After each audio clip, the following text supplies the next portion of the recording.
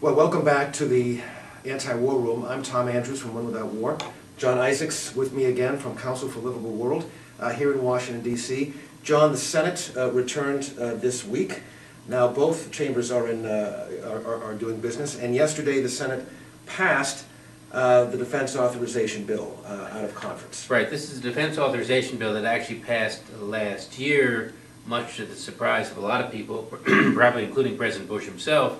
The president vetoed the bill because of a provision that would have allowed some victims of Saddam Hussein's torture to sue for redress the current Iraqi government. And for some reason, the Bush administration wants to protect the current Iraqi government.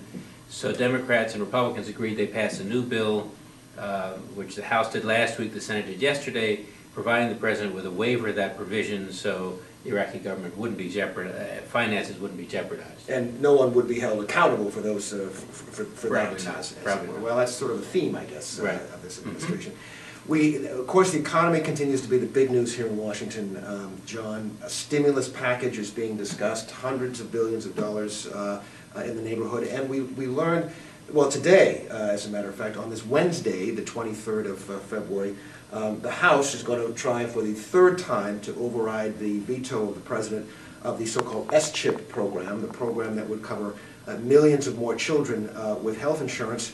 The president, once again, is saying, well, we just can't afford to provide our kids with health insurance, but we can afford to spend $8 to $10 billion a month on Iraq. Does this become harder and harder for Republicans, John, particularly those who are in marginal districts, or even perhaps a few conservative Democrats, to keep voting for money to go to Iraq, this endless war, but at the same time to vote against doing something for kids without health insurance? I mean, doesn't that contradiction, isn't that going to weigh on the electorate in these districts? The Republicans seem to have an endless capacity for inconsistency there, saying we can't afford to help the nation's kids with health insurance, but we can't afford billions of dollars to pay for the war in Iraq.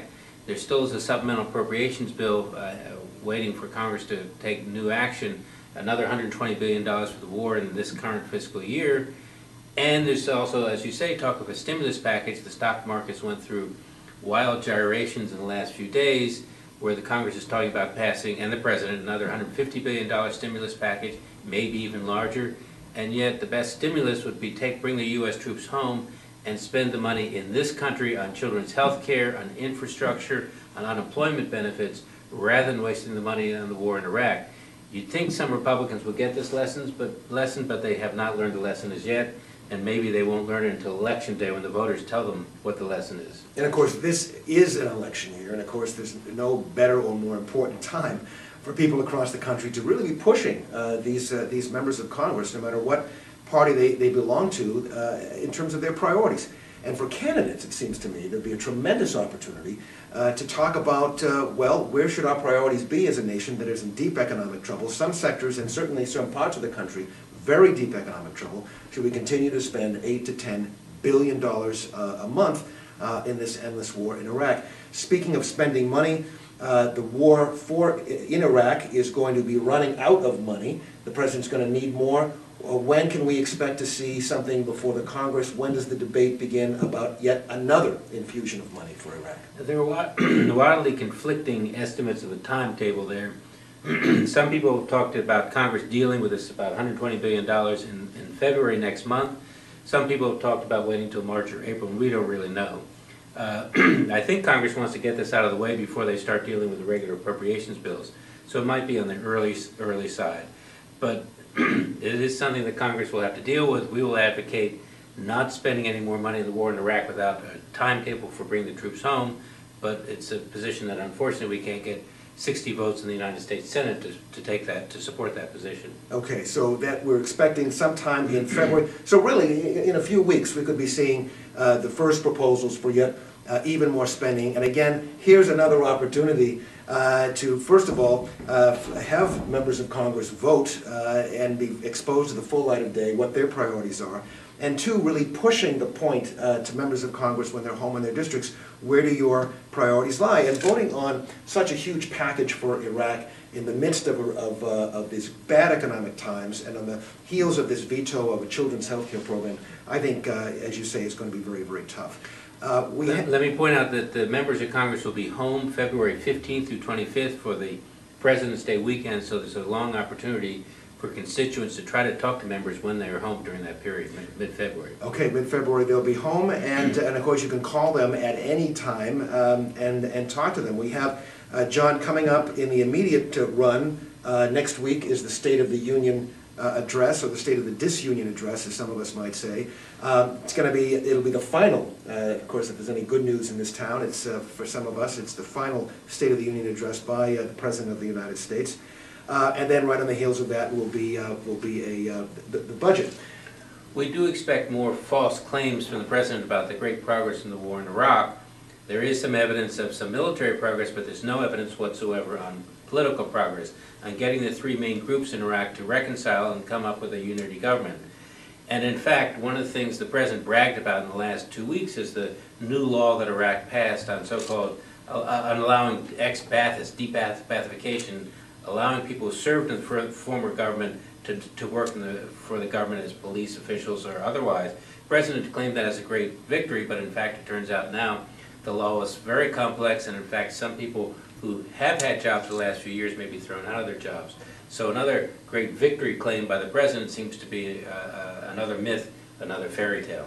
So, and in fact, this could create even more problems over in Iraq, because of course that purge of that de-Baathification, many will very rightly say was one of the causes, one of the reasons for much of the problem that occurred in Iraq. People were thrown out of their jobs, they had no hope.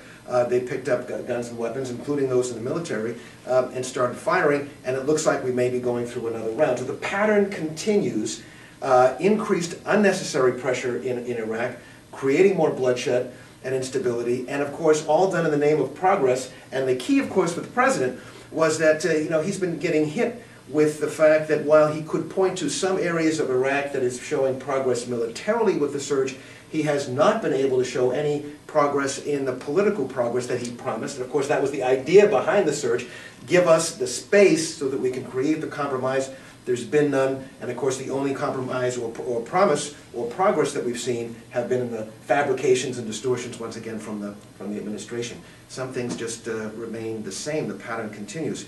The budget is coming up on the 4th of February. We talked a little bit last week, John, about a proposal by Rosa DeLauro over in the House, Senator Clinton over in the Senate, to stop the administration from signing any long-term commitments that in Iraq that would commit us militarily over the course of perhaps 10 years. When can we expect to see any action on either of those? Again, it's not clear, and the members, the key leadership in the House and Senate have not decided their timetable. But I suspect when the supplemental appropriations bill comes up, again this bill for perhaps $120 billion to pay for the wars, that there will be provisions that will be added there to block this permanent agreement with Iraq that would tie the hands of the next president.